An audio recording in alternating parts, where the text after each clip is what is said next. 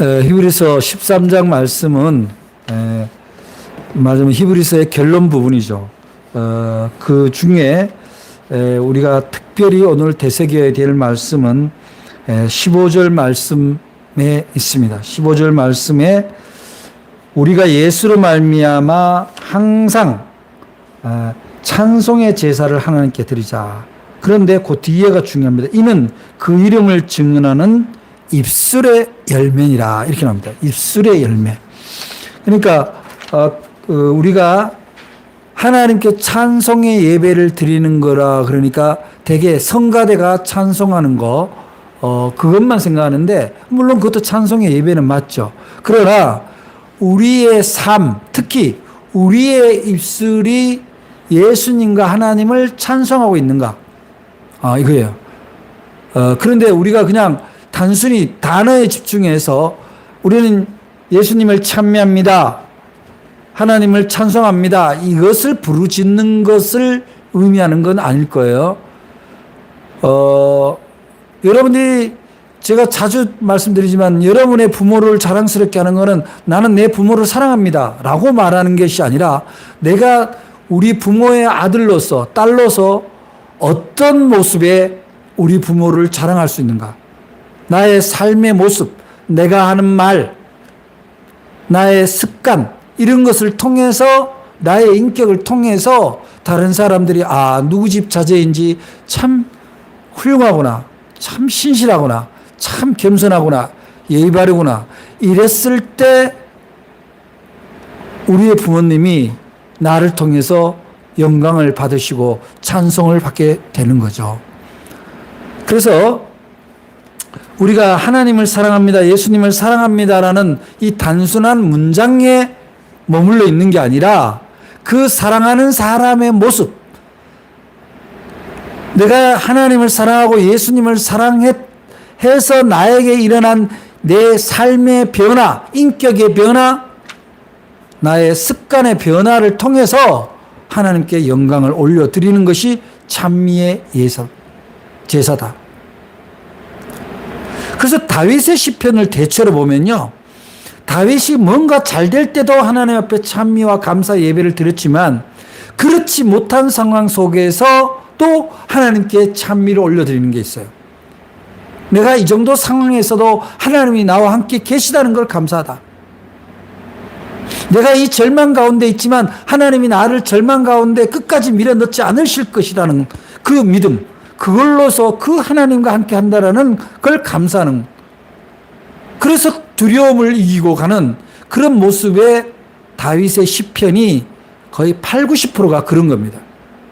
실제로 좋은 일이 있어서 주님을 찬양할 때보다는 두렵고 또한 절망 가운데 있을 때 하나님을 찬미했다. 그랬을 때 우리들도 우리의 삶에서 저 사람이 지금 보편적인 시각에서 봤을 때 굉장히 어려운 상황이고 뭔가 잘 안 될 것 같은 상황인데도 불구하고 그 얼굴에 평온함을 잃지 않고 늘 기도할 때마다 하나님을 부르고 기도한 다음에는 그 고요함이, 그 요동침이 안정을 찾는 모습을 볼 때 저 사람은 정말 하나님을 믿고 있구나. 그랬을 때 사람들이 저 사람이 믿는 하나님은 정말 대단하시구나. 두려움을 이기게 하시는 하나님이구나. 희망을 붙들게 하는 하나님이시구나. 그런 것을 깨닫게 할 때 그러한 것이 내 입술로서 고백되고 다른 사람들의 입술로서 고백되는 게 뭡니까? 찬송의 제사, 찬송의 예배라는 거예요. 사람들이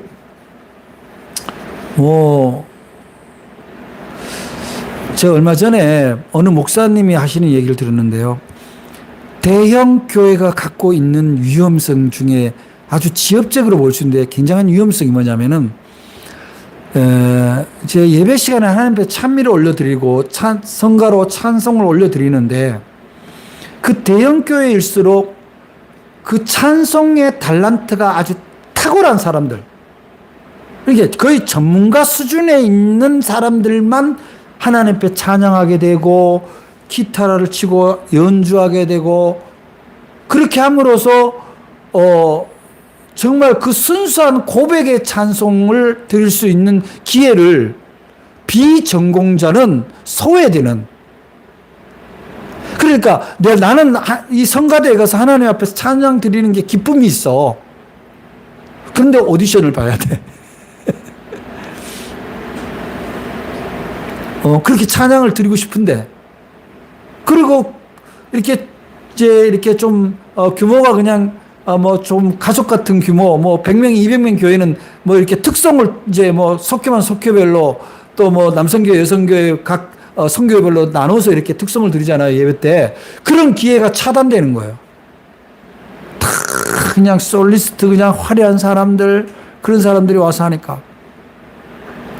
하나님이 물론 노래 잘하는 사람의 찬양을 기뻐하실 수도 있고 좋아하실 수도 있겠지만 하나님은 모든 이의 찬양을 좋아하실 거예요. 그랬을 때 그런 하나님을 찬양하고 싶어서 성가대를 자원했는데 하나님을 찬양하고 싶어서 말하자면 반주자, 찬양대 반주자를 하고 싶은데 연주자를 하고 싶은데 그게 실력이 없어서 못하게 되는 그런 모순이 발생된다. 물론 하나님 앞에 최고의 찬양을 올려드린다 할 때 그 최고의 찬양이라는 것이 노래를 거의 뭐 탑 클래스 수준을 하는 것만이 최고의 찬양이라고 하는 게 아니라 그 한 사람이 하나님 앞에 올려드릴 수 있는 최고의 연습량과 최고의 고백이 담겨 있는 게 최상의 찬양이잖아요. 대충 뭐 그냥 뭐 나오는 대로 그냥 뭐 그렇게 하는 게 아니라 그래도 하나님 앞에 찬양할 때 자기 자신이 집에서도 연습하고 그런 거 생각하면은 이 하나님 앞에 기도 드리는 것도 그냥 즉흥적으로 막 기도 드리는 것도 사실 어떻게 보면은 대표 기도하는 사람들에게는 조금 조심해야 될 부분도 있을 것 같아요. 막 중언부언하고 막 그렇게 되니까 어떤 사람들은 대표 기도 시키면요 막 울고 그래요. 자기 감정에. 우는 거는 자기가 하나님하고 자기가 독대해서 정말 감정이 벅찰 때는 울 수 있어요. 그런데 기도 인도는 그게 아니잖아요. 다른 사람이 그 기도의 내용에 동화되고 감동되고 함께 기도를 드리도록 안내하는 게 기도 인도자거든요. 그러한 예배 가운데 그런 하나님의 찬미의 제사, 참송하는 것도 중요하지만 우리가 입술로 드리는 열매, 입술의 열매라고 하는 건 뭐예요? 우리가 하나님을 닮았다고 할 때 하나님 뭐예요? 말로서 세상을 창조하시고 사람을 창조하고 온 지구의 온 생명을 운행하시는 분이에요. 태초에 말씀이 계셔서 우리가 있는 거예요. 그만큼 말씀의 능력을 우리가 하나님을 닮았다는 게 뭐예요? 우리의 말에도 능력이 있다는 거예요. 우리의 말, 우리의 입술에 능력이 있는 거예요. 여러분, 새치 혀가 사람을 죽일 수 있다는 게 뭐 촌철살인이잖아요. 한마디 말이 사람을 죽인다는 거잖아요. 촌철살인. 그 다음에 말 한마디가 뭐라고 그래요? 천냥빛을 갚는다 그러잖아요. 이게 말의 힘이거든요. 우리 뭐 한 20, 30년 전에 그 책임이 되면은 그 말을 가지고 그 물에다가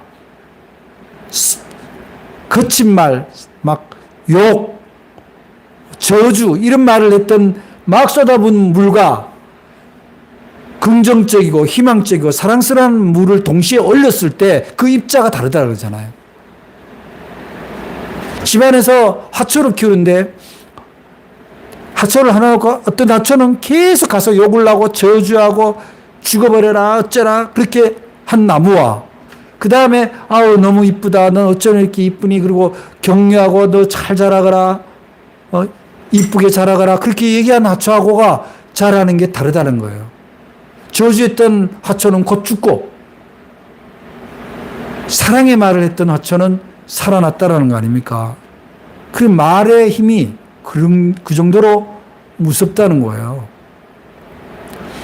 그래서 뭐 우리가 가족 사이에 특히 엄마들이 어휴, 저 원수 같은 것.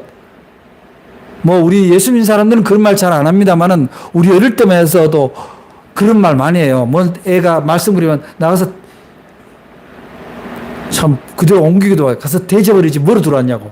막 그렇게 말을 막 하는 거예요. 그런데, 그게 엄마가 사랑이란 말은 알지만, 그 얘기를 듣는 순간에 자기가 버림받았다, 저주받았다는 느낌을 어린아이들이 버릴 수가 없거든요. 나무라는 것도 어느 정도 사랑이 느껴지게 말할 때 그 꾸중도 사랑으로 받아들이잖아요. 제가 어릴 때 물탱크에 빠져서 죽을 뻔했다 그랬잖아요. 근데 신발 한 짝을 잃어버렸어요. 그 신발, 내가 죽었다 살아난 것보다도 신발 한 짝 잃어버린 것 때문에 집에 가서 혼날 거를 생각하니까 집에 들어가기가 싫어. 집에를. 신발이 뭐라고. 물론 가난하던 시절이니까 신발을 잃어버리면 새로 사야 된다는 문제가 생기기 때문에, 가난한 집에서는 문제가 되죠. 신발이 뭐 여러 켤레 있는 것도 아니고. 그런데 그때 그래도 우리 어머니는 그렇게 나무래지 않으셨던 기억이 나요. 그래서 우리가 농담이라 하더라도 저주처럼 하는 말은 정말 조심해야 된다. 저는 우리말 속담에 정말 미운 놈 떡 하나 더 주라. 그런 말들. 그게 진짜 떡을 주라는 게 아니라 밉지만 좋은 말로 격려하라는 거잖아요. 어떤 사람이 자기가 미워하는 가족이 되든지 친구가 되든지 잘못되면은 내가 그럴 줄 알았어. 너 아주 잘 됐어. 너 아주 한번 혼나봐. 이렇게 얘기하는 사람이 있는가 하면 아이고 그럼 어떡하냐. 그러나 좋아하실 거야. 조금만 더 노력해보자. 이렇게 얘기하는 사람이 있죠. 어느 쪽에 내가 습관이 들었냐가 내 인생이 달라지는 거예요. 하나님께 찬미를 드리는 인생이냐 하나님을 찬미하지 않는 인생이냐가 되는 거예요. 사람을 기분 나쁘게 하고 사람을 마음 아프게 하고 상처를 주고 어떻게 하나님께 기쁜 찬양을 올려드릴 수 있겠어요. 그럴 수가 없어요. 아까도 잠깐 말씀드렸지만 이 다윗이 그 고난 가운데에서도 하나님을 찬양하는 시를 쓰고 기도를 했다라는 것 자체는 그걸 어떤 의미냐면은 우리가 하나님을 찬양하고 하나님이 기뻐하는 입술의 열매를 드리는 것을 마치 내가 취사 선택할 수 있다고 생각하는데 그렇지 않습니다. 우리가 하나님을 영광되게 하고 우리가 하나님을 찬양한다는 말을 다른 표현으로 하면 하나님이 하나님을 기쁘시게 하는 거다. 하나님의 영광, 하나님이 하나님 되게 하는 거다. 이런 걸로 정리할 수 있어요. 그럼 우리가 하나님을 영광되게 하고 하나님을 하나님 되게 하는 것은 우리가 하고 싶으면 하고 하기 싫으면 안 하고의 문제가 아니라는 겁니다. 의무예요, 의무. 구약의 제사가 크게 두 개로 나뉩니다. 하나는 속죄제가 있고 하나는 감사제가 있어요. 속죄제는 의무예요. 의무. 이 속죄제라는 건 무슨 의미냐면은 내가 인간의 습관, 아담 할아버지로부터 물려받은 그 탐욕의 습관, 이기적인 습관, 자기 중심의 습관이 있어요. 하나님을 믿어도 있습니다. 그게 싹 사라지지를 않아요. 그래서 우리가 기도가 필요하고 예수님이 필요한 거예요. 그런데 그런 습관으로 살아가면 죽을 수밖에 없는, 멸망할 수밖에 없는 나를 예수 그리스도를 보내서 그 결정적인 순간, 죽을 수밖에 없는 순간에 내가 멸망의 말을 하고 저주의 말을 하고 악마의 말을 할 그 순간에 나를 붙드셔서 너는 그런 말을 하면 안 돼. 너는 그런 행동을 하면 안 돼. 라고 붙들어 주시는 우리 주님. 성령님이 보내신 성령님의 그 사랑이 있기 때문에 우리 뭐예요? 그분을 찬양하는 거예요. 우리가 회개라고 할 때 회개라는 건 뭐예요? 하나님께 돌아온다는 거잖아요. 사람이 인생들이요. 어떻게 인생에서 절망 느낍니까? 돌아갈 곳이 없기 때문에 절망을 느끼는 거예요. 여러분, 우리가 기본적으로 하나님을 찬양하고 하나님께 영광을 돌리고 살아갈 수밖에 없는 이유는 우리는 절망 가운데서도 그 어떤 악의 세력의 그 압박 가운데서도 우리는 하나님의 품이 있다는 거예요. 하나님의 도우심이 있다는 거예요. 거기로 갈 수 있다는 거예요. 그게 감사하다는 거예요. 다윗의 시가 바로 그런 것들입니다. 그래서 우리는 하나님을 찬양하는 삶이라는 것은 선택, 내가 찬양할 만하면 하고 찬양할 게 없으면 안 하고가 아니라 일상 가운데서 하나님을 높이는 그런 삶을 살아가야 된다는 거예요. 그 가운데 그게 가장 나타나는 게 뭐예요? 입술이라는 거예요. 여러분, 하나님 앞에 기도하죠? 여러분들 다. 그럼 하나님, 제가 이런 것을 준비하고 있습니다. 이것이 하나님의 뜻에 합당하면 기회를 주시고 열어주시옵소서. 여러분, 그렇게 기도해 보세요. 근데 기도를 안 하고 하는 사람들은 그게 마치 저절로 이루어지거나 자기가 잘나서 자기 능력이 특출해서 된 줄로 오해를 하지만 하나님께 기도하는 사람들은 하나님이 이렇게 나에게 기회를 열어주셨구나. 나를 새로운 희망으로 인도하셨구나. 라고 하는 그 감사가 있으면 그 다음에 문제가 있을 때마다 좋은 일이 있을 때마다 하나님을 찾지 않을 수가 없게 되는 거예요. 그러면 하나님은 그 사람에게 또다시 기회를 주는 거죠. 저는 여러분들한테 설교 때마다 늘 말하지만 저는 제 인생 자체가 간증덩어리예요. 내가 노력해서 할 수 있는 게 거의 없어요. 그런데 하나님은 언제나 기회를 주시고 동역자를 주시고 하나님께 영광을 올려드릴 수 있는 사역을 제게 주셔요. 너무 놀라워요. 여러분 생각하세요. 작은 교회 목사가 지금 제가 이제 도서관에서 강복절 기념 특강을 지금 2군데째 하고 있는데 그 사람들이 어떻게 나를 부르겠어요. 이 시흥에 이 변방에 있는 목사를. 지난번 강의에서도 제가 크리스천 독립운동가를 주로 이야기를 했습니다. 이번에도 마찬가지예요. 그 사람들은 그 독립지사가 크리스천인지 누군지 모르죠. 기회는요, 하나님께 영광을 돌리겠다라는 그 자신의 믿음이 있고 결단이 있고 용기가 있으면 기회는 주어지는 거예요. 여러분, 지금 여러분들 삶 가운데 혹시 내게 기회가 줄어들었다, 내게 기회가 없다, 힘들다 하신 분 계십니까? 다윗의 노래를 기억하세요. 다윗이 얼마나 하나님께 의지했으면 그 부정을 저질렀잖아요. 자기 부하의 부인을 겁탈을 하고, 그래서 그 아이 하나가 죽고, 그 다음에 태어난 애가 솔로몬인데, 그 눈물로 회개하고 했을 때 결국 하나님이 그 자녀들로 인하여 다윗이 엄청난 시련과 고통을 받긴 하지만 그 가정을 버리지는 않으신 거예요. 여러분, 여러분의 입술이 하나님을 찬미하시기 바랍니다. 여러분의 말 한마디 한마디가 하나님이 기뻐하는 말이 되기를 바랍니다.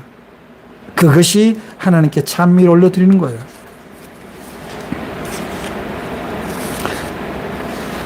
그래서 우리가 잘 아는 시편 19편 14절에 뭐라고 나와요?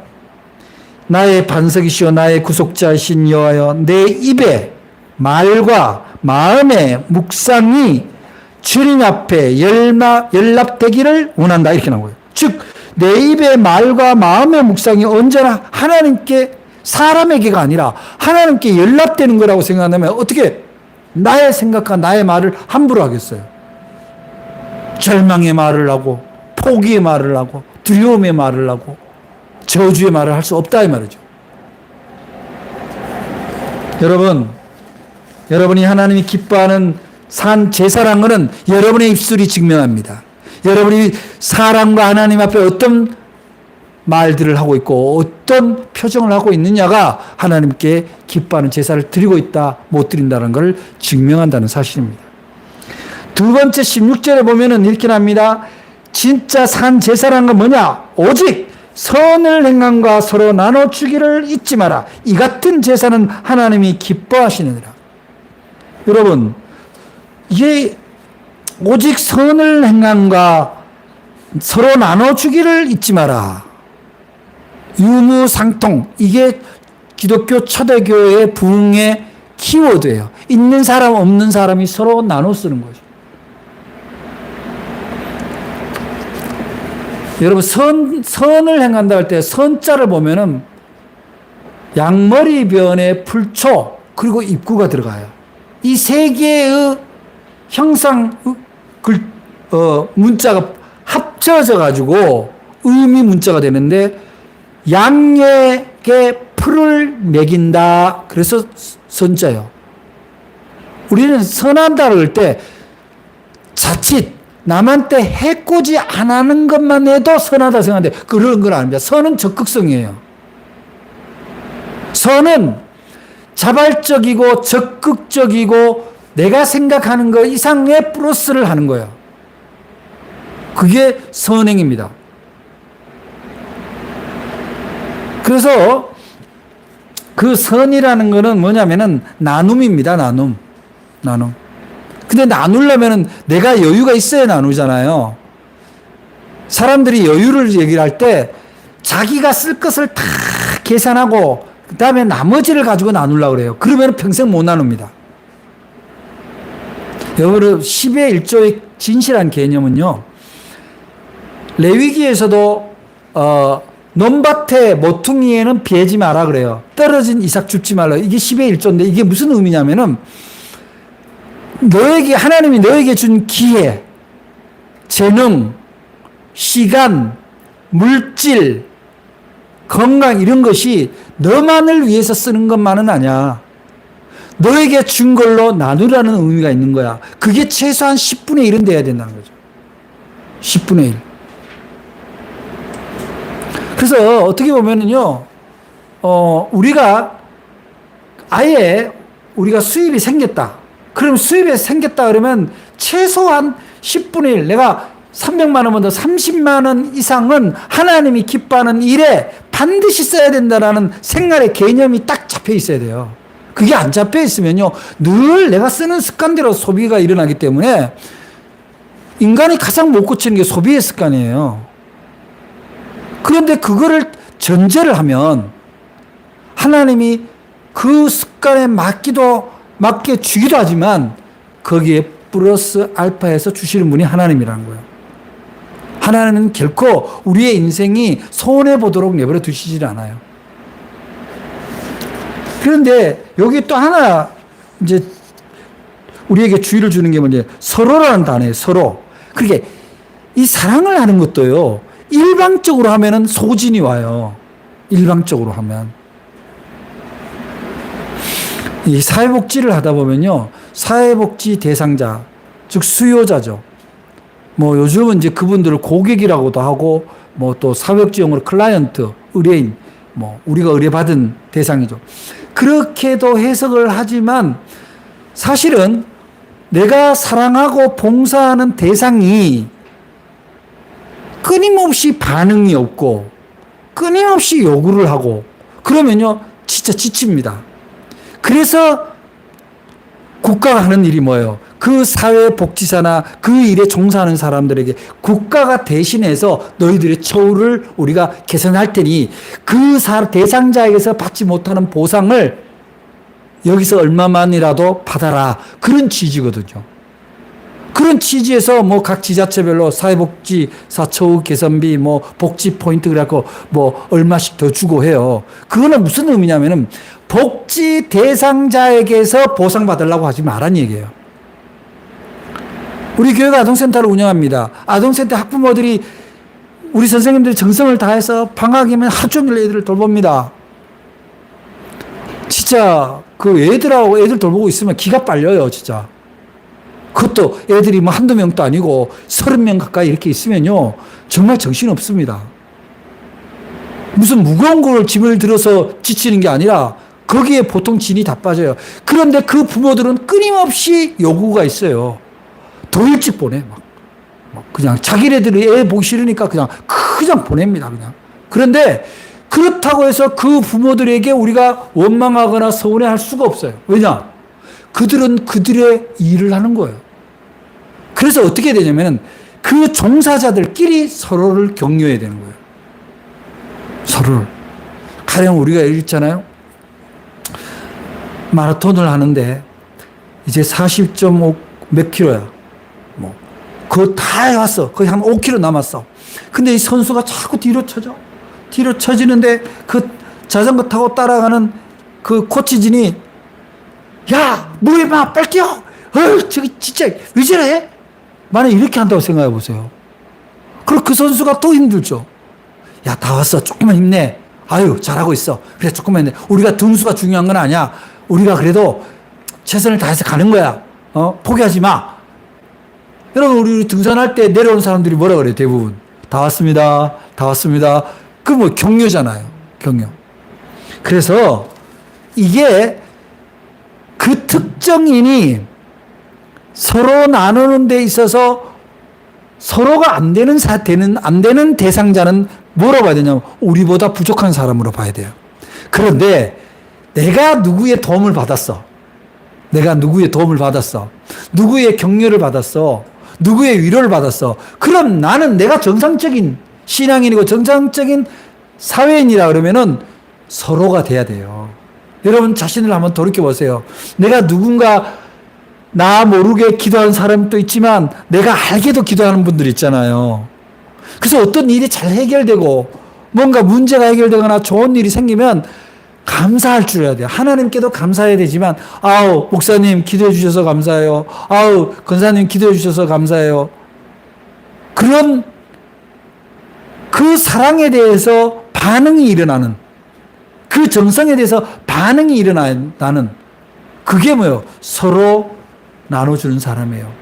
저 사람이 나한테 100만 원 줬다고 100만 원 후원했다고 해서 내가 100만 원을 다시 후원해야 되는 게 서로 나눔이 아니라 그 감사를 기억하고 그 감사를 나누는 그게 서로 나누는 거예요.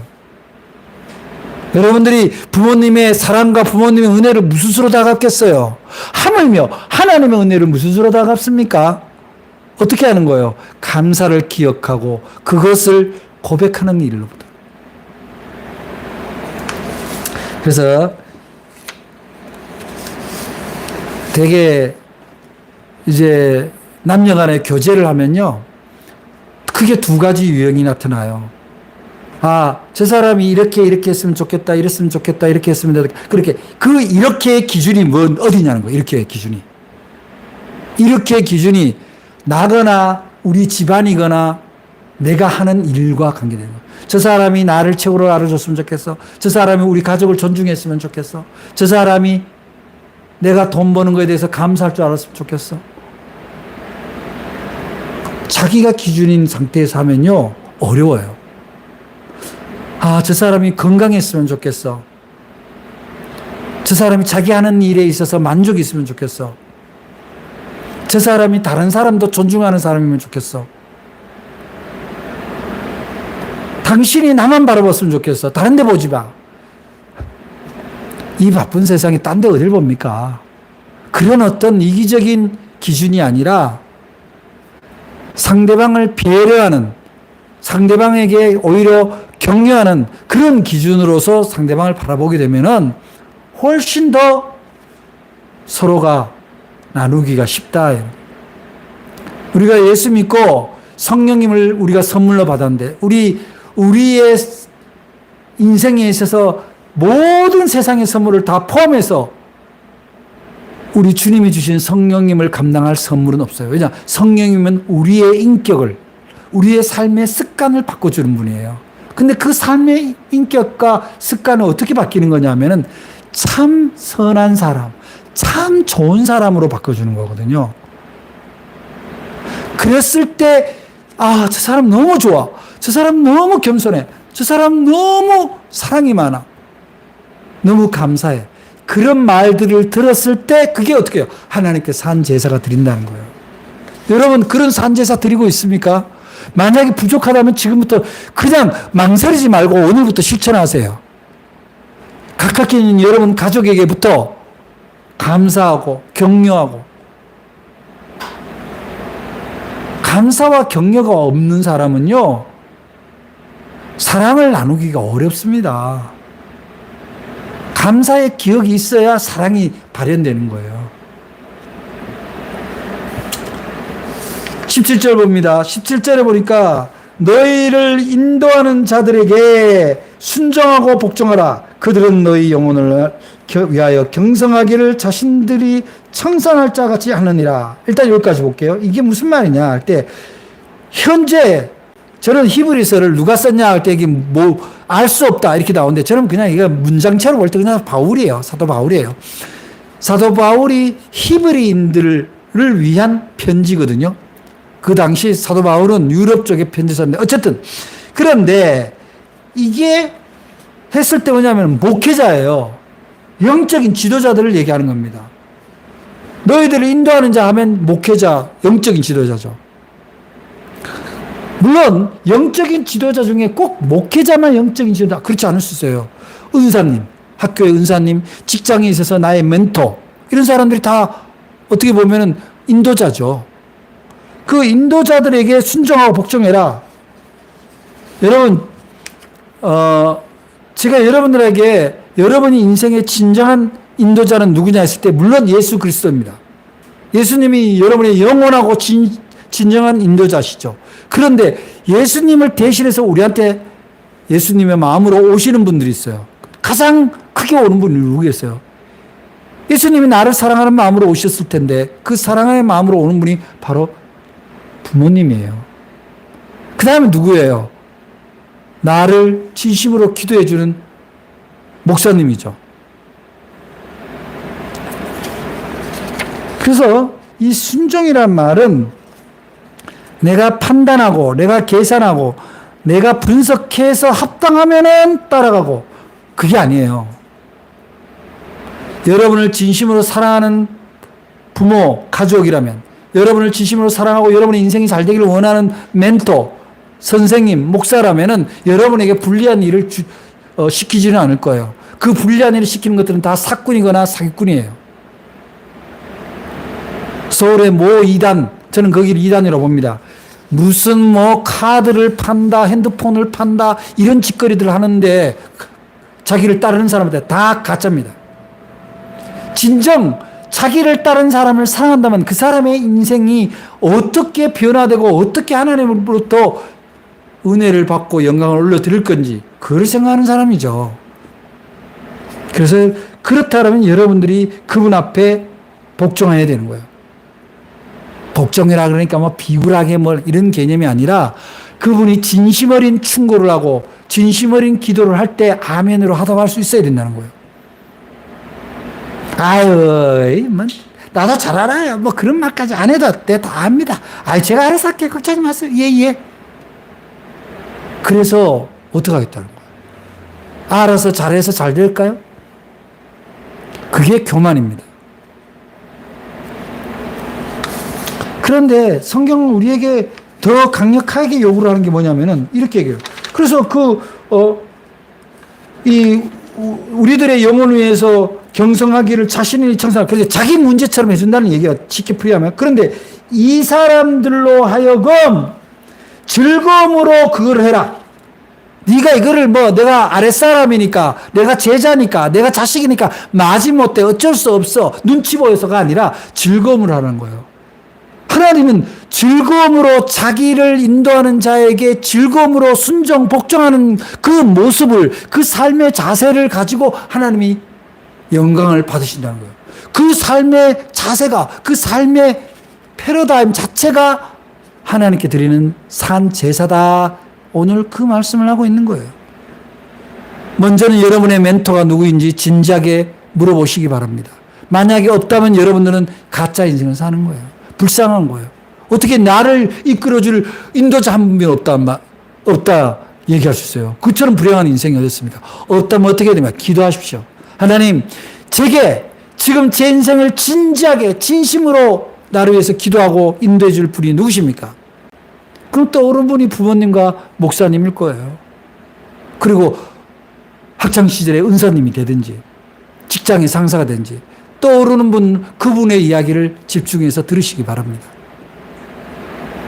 직장에서는 직장 상사, 사회에서는 사회적인 멘토, 가정에 들어와서는 부모, 신앙 안에서는 목사님, 이분들의 이야기를 경청할 수 있는 사람이 그러한 겸손하고 수용적이고 존중의 자세가 하나님께 영광을 올려드리는 하나님의 기뻐하는 산제사가 될 수 있다는 사실입니다. 그래서 그건 어떤 얘기냐면은 이게 굉장히 중요한 얘기인데요. 산모가요, 아이를 낳은 산모가 너무 스트레스를 많이 받은 상태에서 수유를 하잖아요. 그러면 그 아이가 건강상에 좋지 못한 영향이 있다는 거예요. 그래서 변을 보면은 노란 변이 아니라 파란색 변을 본대요. 그래서 저는 가끔씩 이게 이제 우유를 이제 먹여서 아이들을 많이 키우는데 그 우유를 먹이는 젖소를 키우는 환경이 어떤 건가 그런 것도 사실 궁금해요. 방목하고 좀 자유롭게 그렇게 키워진 젖소들인지 아니면 그냥 막 촘촘히 그냥 가둬놓고 키운 건지. 그럼 가둬놓고 키운 가축들이 그 스트레스가 없겠어요? 그런 것에서 짜낸 어떤 우유들이 혹시 영향을 줄 수도 있지 않냐 그런 생각을 합니다.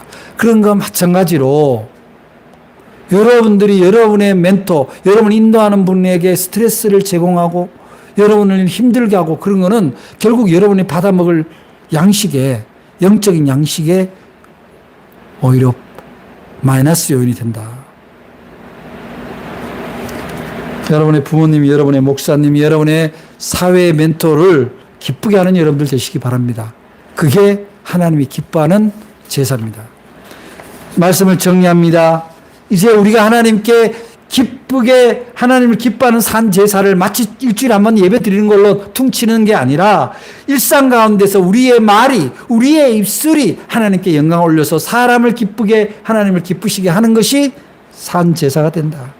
이어서 그러한 심령으로 선행과 나눔이 일상 속에서 이루어질 때 하나님이 그것을 산 제사로 받아들이시고 무엇보다도 여러분의 삶이 그리스도 예수 안에서 평강을 누리고 다른 사람한테 선한 영향을 끼칠 수 있도록 여러분을 위하여 기도하고 인도하고 가르치는 여러분의 인도자, 여러분의 멘토를에게 순종하는 모습이 있을 때 하나님은 그걸 기쁨의 제사로 보신다. 이런 사실을 여러분들이 믿고 그렇게 결단하고 살아가는 그런 삶이 되시길 바랍니다. 기도하겠습니다. 사랑의 하나님 감사합니다.